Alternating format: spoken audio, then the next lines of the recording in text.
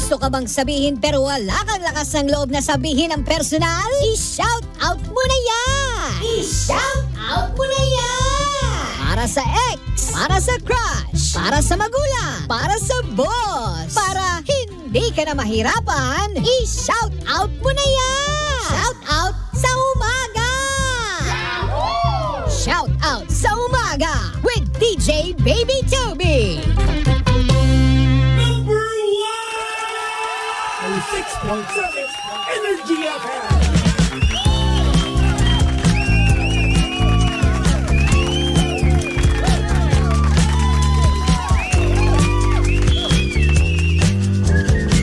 Same pero iba dito sa 106.7 Energy FM Pangga.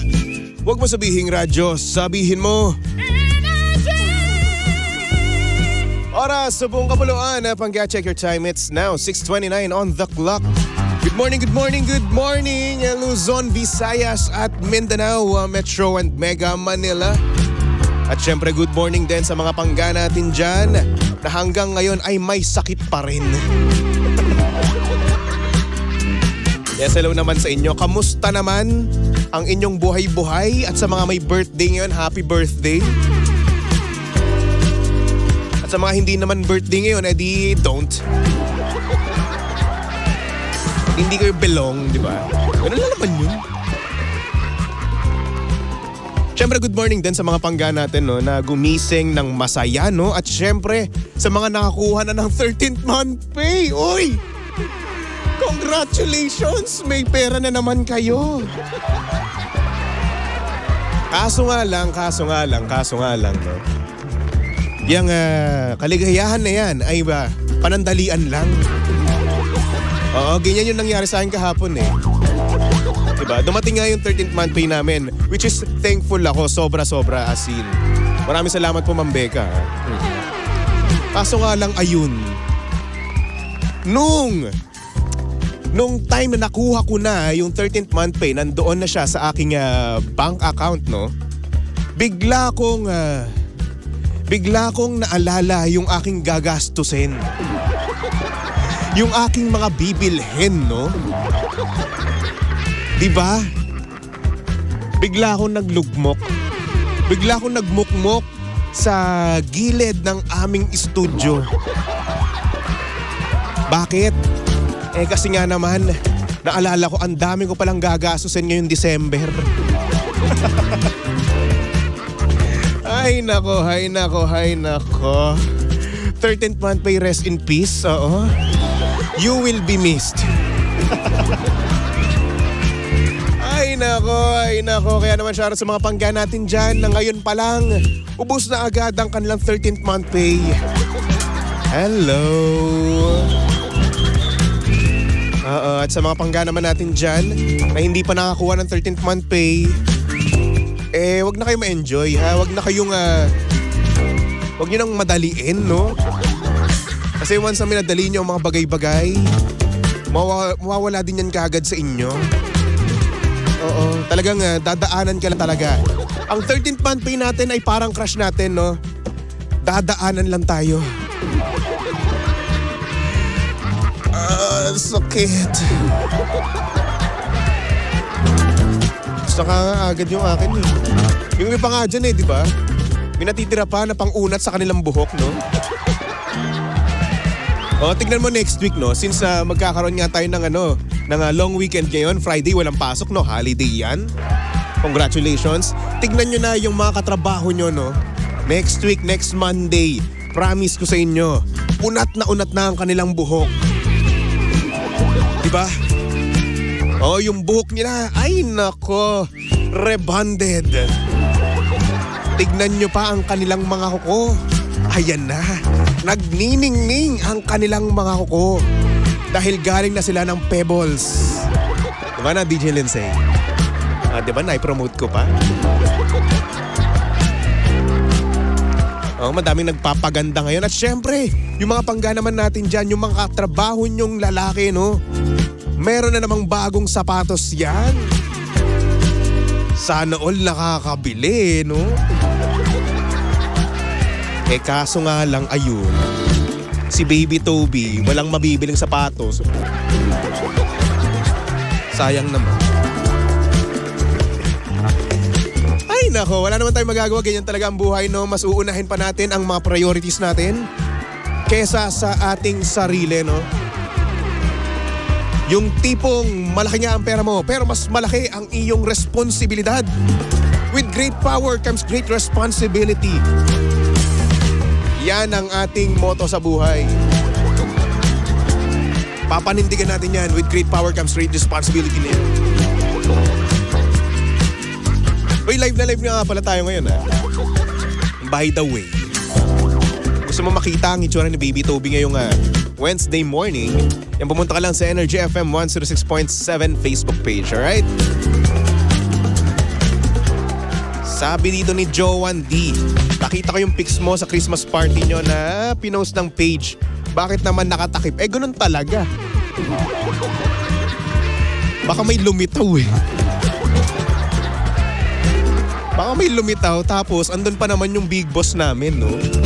So, kapag may lumitaw, baka masisante ako. Ayaw naman natin nun. Diba?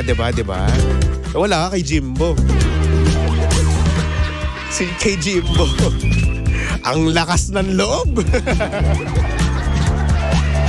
Walang ya. Bedpool. Ayun. Kung gusto nyo makita ito ng Jimbo, no? Nung Christmas party namin, no? Nako, PM nyo lang ako. I-explain ko sa inyo detailed ang sinuot mismo ni Jimbo. Pinipigilan namin, ay magpapigil Wala. Ginusto niya yun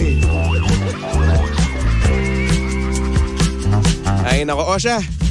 Eto na, simulan natin muna yung pang-cash o pang-cash on-air promo.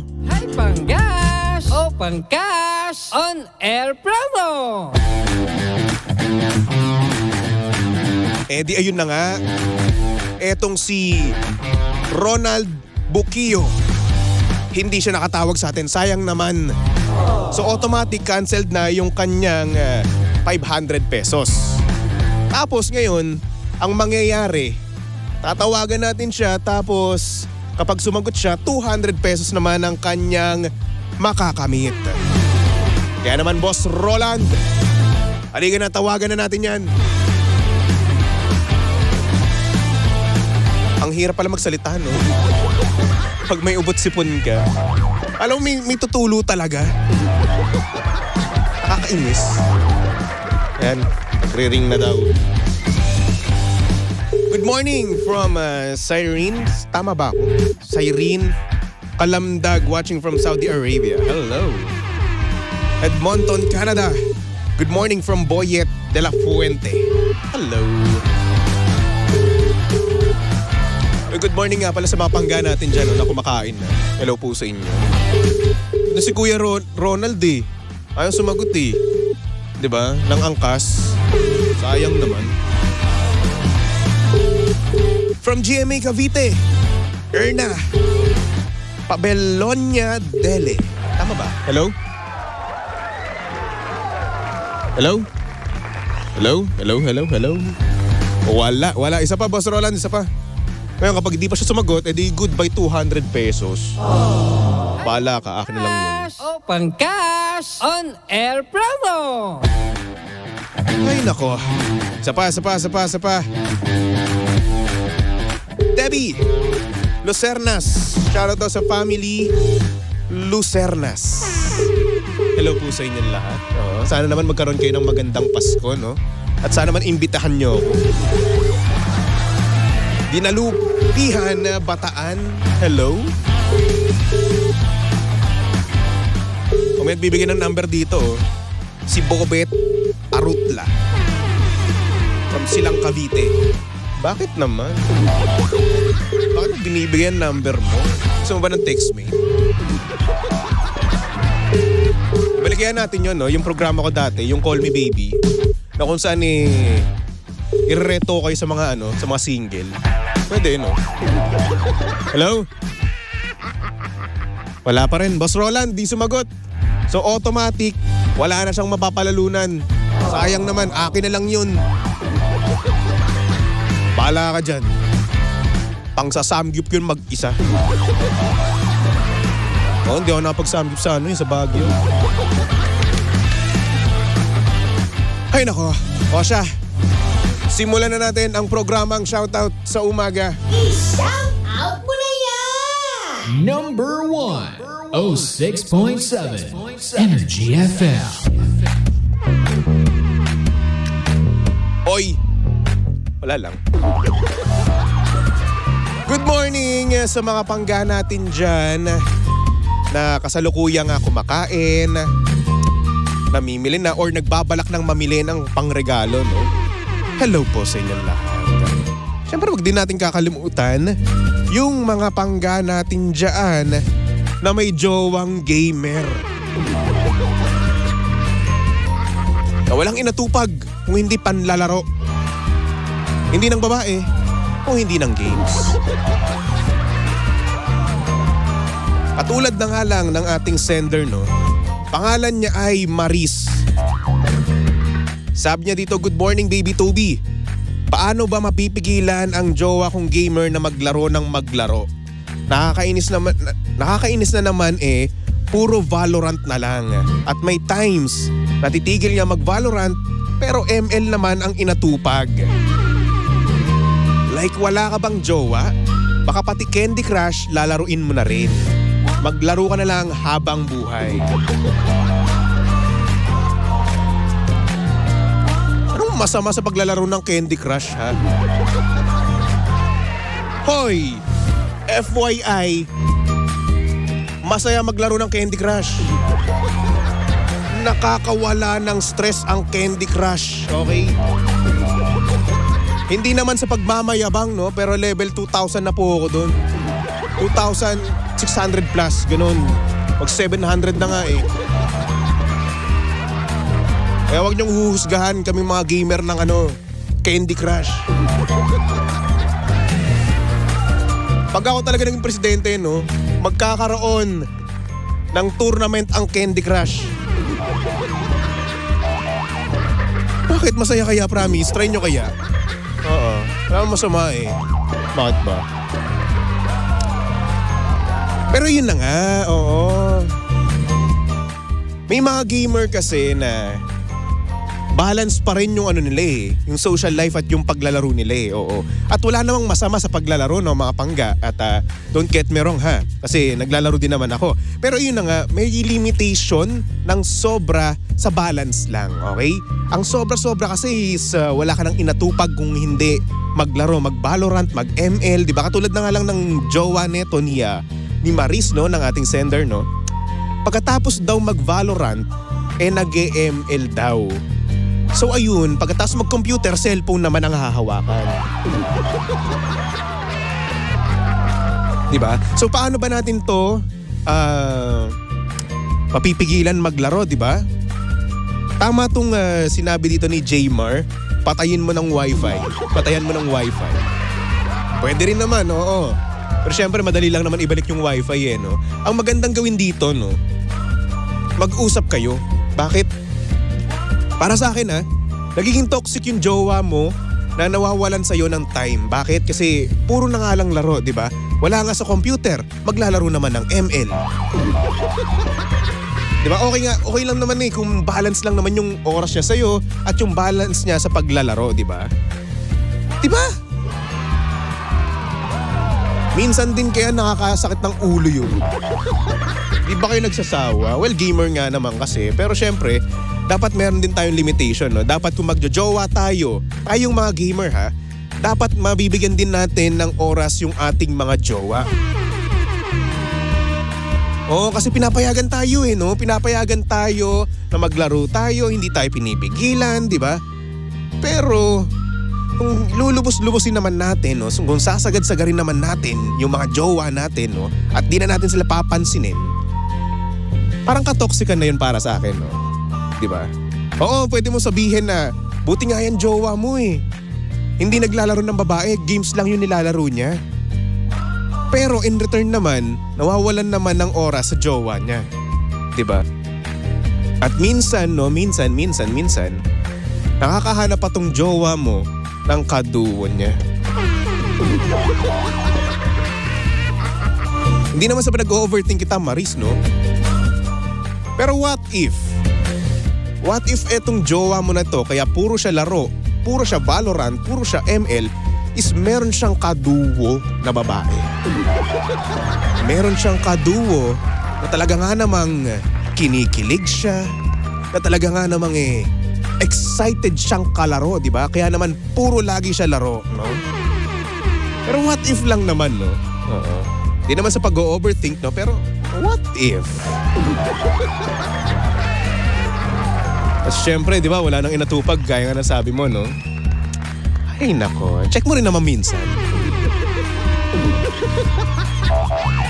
Ay!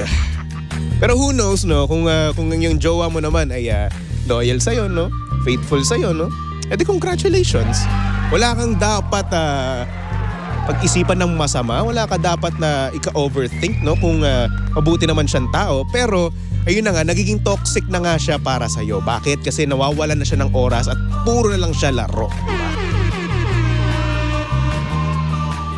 Ay nako, kung ako sa'yo, magjowa ka ng isang lalaki na may balance sa paglalaro, may balance, may tamang oras para sa trabaho at syempre may oras para sa'yo. Diba? Tulad ko, may oras sa trabaho, may oras sa laro, may oras para sa'yo. Kahit nasaan ka pa, pupuntahan kita, isang sabi mo lang. Malayo ka, wala akong pake. I don't care.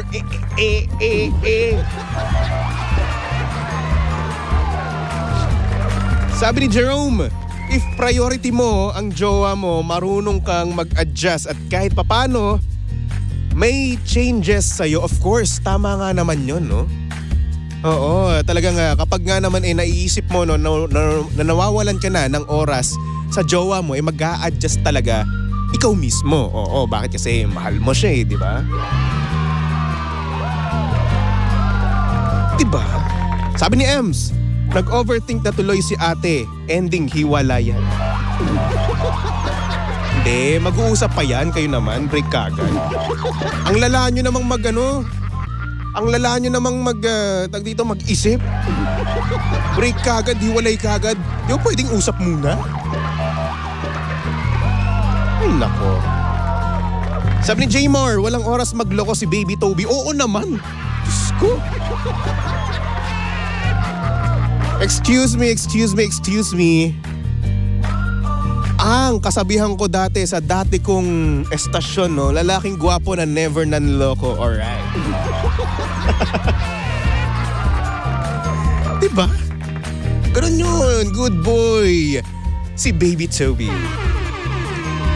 Sabi ni Erwin, pag-usapan nyo ate tapos sabay hiwalayan muna agad. Eto, bet mo to si ate Maris, no? Erwin, ha? Mas malakad kita, Erwin. Sabi mo lang sa akin, ibabalik yung programa ko dati na, ano, gusto mo ba?